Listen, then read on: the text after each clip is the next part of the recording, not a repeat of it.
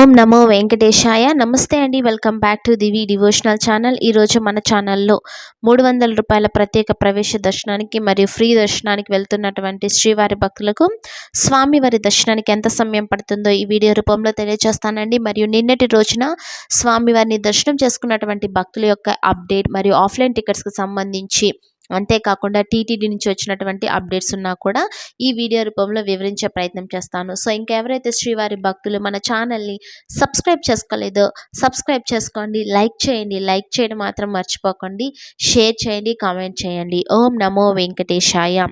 300 rupees special entry దర్శనానికి వెళ్ళేటువంటి శ్రీవారి భక్తులకు 2 నుంచి 3 గంటల సమయం అయితే దర్శనం కోసం పడుతుందండి. ఇక ఎస్ఎస్టీ దివ్య దర్శన టోకెన్స్ కలిగి దర్శనానికి వెళ్ళేటువంటి భక్తులకి 3 నుంచి 5 గంటల సమయం దర్శనం కోసం పడుతుంది. ఇక ఎలాంటి టికెట్ లేకుండా ఉచిత దర్శనానికి వెళ్ళే వారికి అయితే 12 గంటల సమయం అయితే దర్శనం కోసం పడుతుంది. అనగా ఆల్రెడీ క్యూ లైన్లో వెళ్ళి కంపార్ట్మెంట్లో వెయిట్ చేస్తున్న వారికి అయితే 8 గంటల సమయం దర్శనం కోసం పడుతుందండి. ప్రస్తుతం కొత్తగా ఎవరైతే క్యూ లైన్లోకి వెళ్తున్నారో అటువంటి వారికి 10 నుంచి 12 గంటల సమయం దర్శనం కోసం పట్టే అవకాశం అనేది ఉంటుంది. ఏది ఏదేమైనప్పటికీ కూడా భక్తుల యొక్క రద్దీని బట్టి ఈ దర్శన సమయాలు అనేటివి మారుతూ ఉంటాయండి.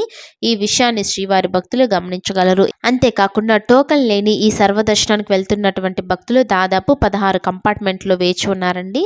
దీన్ని బట్టి చూసామంటే తిరుమలలో తగ్గినటువంటి భక్తుల యొక్క రద్దీ.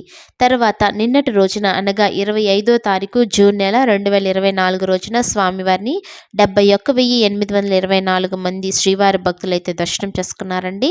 28,462 మంది అయితే తలనీలాలు కూడా సమర్పించడం జరిగింది.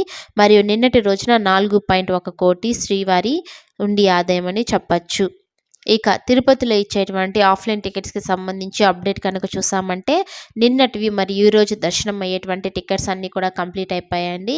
ఈరోజు ఉదయం 4 గంటలకి ఆ సమయంలో కనుక అప్డేట్ కనుక నేను చూసినప్పుడు రేపటికి సంబంధించిన టికెట్లు అనేది ఇస్తున్నారు. అనగా మనకి 4 లోపలే మనకి ఈ రోజుకి సంబంధించిన టికెట్స్ అన్నీ కూడా కంప్లీట్ అయిపోయాయండి.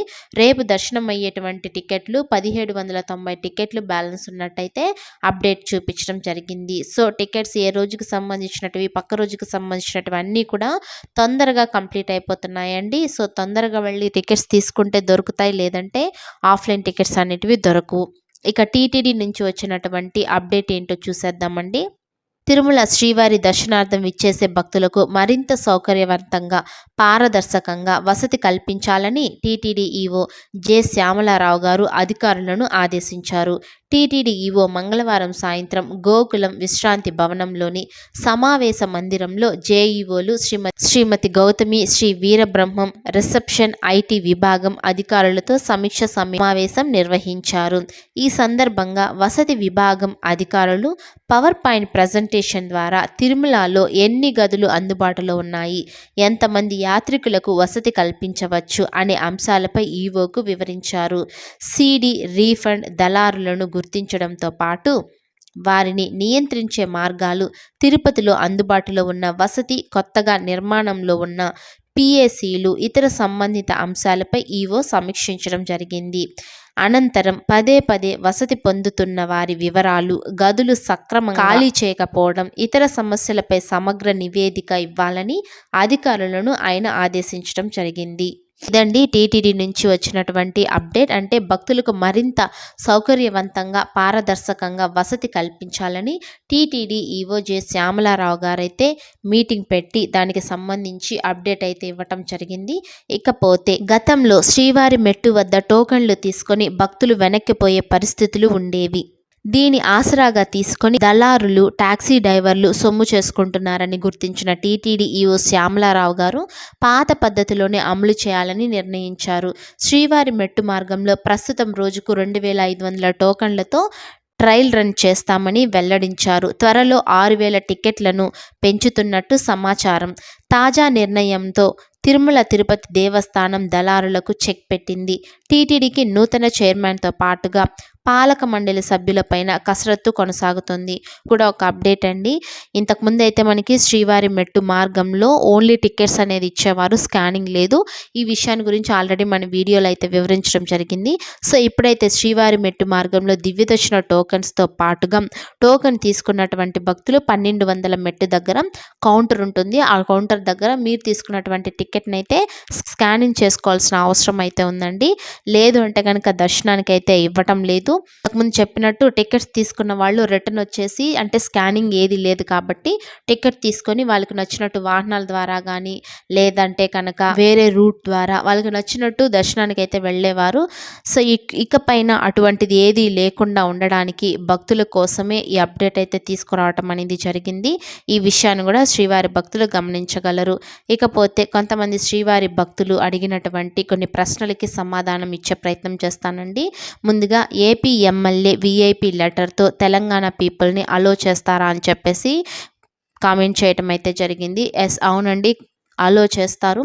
ఏపీ ఎమ్మెల్యే అంటే విఐపి బ్రేక్ దర్శనానికి సంబంధించి ఆంధ్రప్రదేశ్లో ఉన్నటువంటి వారి లెటర్స్ని మాత్రమే యాక్సెప్ట్ చేస్తున్నారు. సో మీరు తెలంగాణ అయినప్పటికీ కూడాను లెటర్స్ అనేటివి యాక్సెప్ట్ చేస్తారు, దర్శనానికి అయితే వెళ్ళొచ్చు.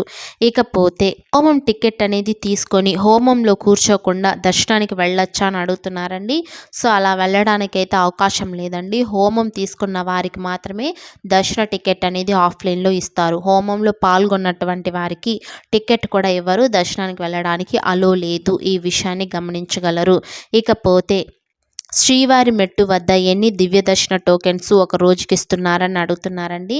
ప్రస్తుతం అయితే శ్రీవారి మెట్టు మార్గం ద్వారా మనకి 5000 దివ్య దర్శన టోకెన్స్ అయితే ఇస్తున్నారు. ఈ విషయాన్ని గమనించగలరు. మరొక భక్తుడు అడిగినటువంటి ప్రశ్న, Srivani trust tickets present TTD app open చేస్తే ఆగస్టు సెప్టెంబర్ మంత్ 10,000 టికెట్స్ అవైలబుల్గా కనిపిస్తే అది నిజమేనా?